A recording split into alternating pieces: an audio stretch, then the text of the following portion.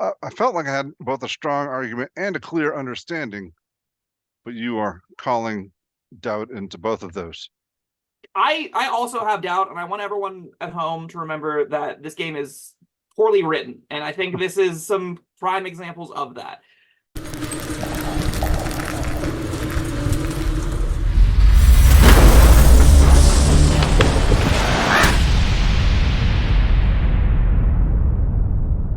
Hello, friends. Robert Bevan here, author of the Caverns Creatures series of comedy, fantasy novels, and short stories.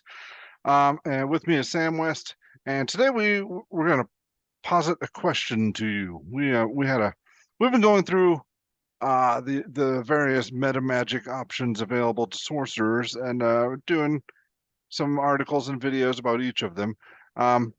When we had a slightly different interpretation of the rules regarding which one was it? Seeking spell. Seeking spell. Yeah. So yeah, this is going to be a little bonus video today. I just want to, state our positions, and we'll see what you, the viewers at home, have to say about it. Weigh in. Let us know what you think. All right. Sure. Let's real quick read the physical text of metamagic and Seeking spell, right? So metamagic says at third level, you gain the ability to twist your spells to suit your needs. You gain 2 of the following metamagic options of your choice. You gain another at 10th and 17th level. Now, the important line of text here comes in the next line. You can use only one metamagic option on a spell when you cast it, unless otherwise noted. Yes. Seeking spell reads, if you make an attack roll for a spell and miss, you can spend 2 sorcery points to re-roll the d20 and must use the new roll. You can use Seeking spell even if you have already used a different metamagic option during the casting of the spell. Yes. Here's the crux of the question that is on my mind from a rules as written perspective. Yes. And I trove the depths of the internet. I checked through different sage advice compendiums and looked around for longer than I should have to see how this stupid thing worked with a spell that I wasn't even building for a character sheet. From my interpretation of how metamagic works and how all the rest of metamagic works, there's 2 exceptions, being empowered spell and seeking as far as wording goes. But metamagic occurs when you cast a spell. So if I cast a fireball, I decide whenever I cast the fireball what metamagic enhances it. So I might decide to empower spell. I might choose to distance spell, something to that effect. Seeking spell, in my interpretation, like all the other metamagic, is announced on cast, which then leads me to have the question of, you don't spend any sorcery points when you announce it as part of the cast. How long are you allowed to use the 2-point reroll? Can you use it for the full duration of the spell? Can you use it for spell attack rolls made during the cast? Because that's how all of the rest of them function. And that is where the crux of this big old question mark is as far as ruling goes. Before you go any further, what was the spell we were having the question about? Was it like Crown of Stars? Yeah, Crown of Stars is the easiest one to point to because that does no attack rolls on cast. Yes. And makes attack rolls down the road that are part of the spell. Okay. Now, what you were saying before, all the metamagic descriptions, with the exception of 2, start with when you cast a spell, yada yada yada. When you cast a spell, when you cast a spell. Now, empowered spell, when you roll damage for a spell, that is so. All right, that one is another one I would argue not necessarily have to use on cast, but let's stick with seeking spell. Sure. If you make same rolls for this argument's sake. Yeah. All right. If you make an attack roll for a spell and miss, you can spend 2 sorcerer points to re-roll the d20, and you must use the new roll. You can use Seeking spell even if you have already used a different metamagic option during the casting of the spell. See, that last line of text to me means like you can't use this, or usually don't use this upon casting the spell, because this is in the past tense. You've already cast the spell, and now you're using it. It specifies, because of the metamagic rules, normally you cannot use more than one metamagic per cast. Right. This specifies you can also use this during the cast if you have already selected another one for this cast. That is how I read that. That's what those words mean, right? You can use Seeking spell even if you have already used a different metamagic option during the casting. Right. It wouldn't say during the casting if it didn't matter outside of the realm of during the casting of it, right? Well, I mean, that's not how I read this. It's the you can if that was the case, I would think it would be worded like you can you can use seeking spell even if you are using a different meta magic upon the casting of the spell, because it would be happening at the same time. It still happens afterwards. You make the decisions in order, right?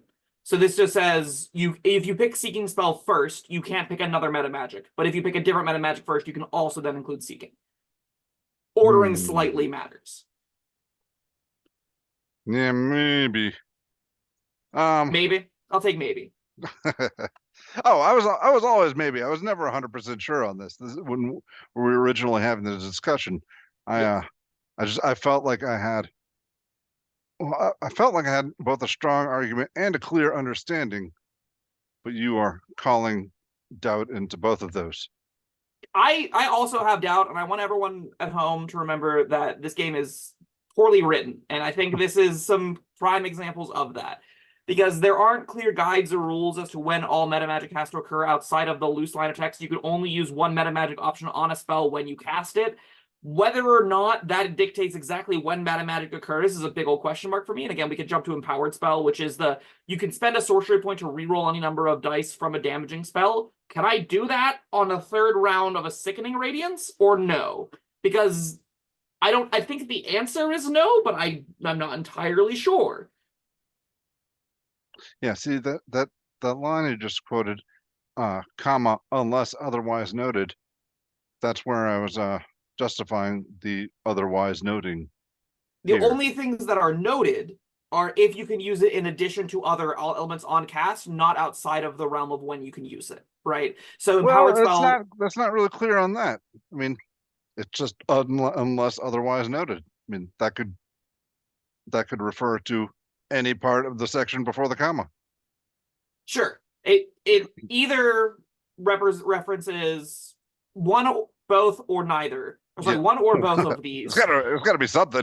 Yeah, it's not neither. It either references only one meta magic option or when you cast it. And again, my guess is, given that the other ones, the only exceptions that are listed in the actual text reference quantity of meta magic used on an option, my guess is that is the reference that matters here, using the context of the rest of the meta magic options that exist.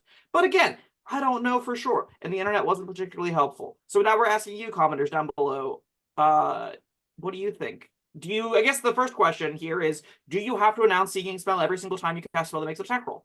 There's no reason not to, if that's the case, right? Rules is written, it could just be, I cast Chromatic Orb, I use Seeking Spell. If I hit, I don't use any sorcery points. If I miss, I can spend 2 and reroll it.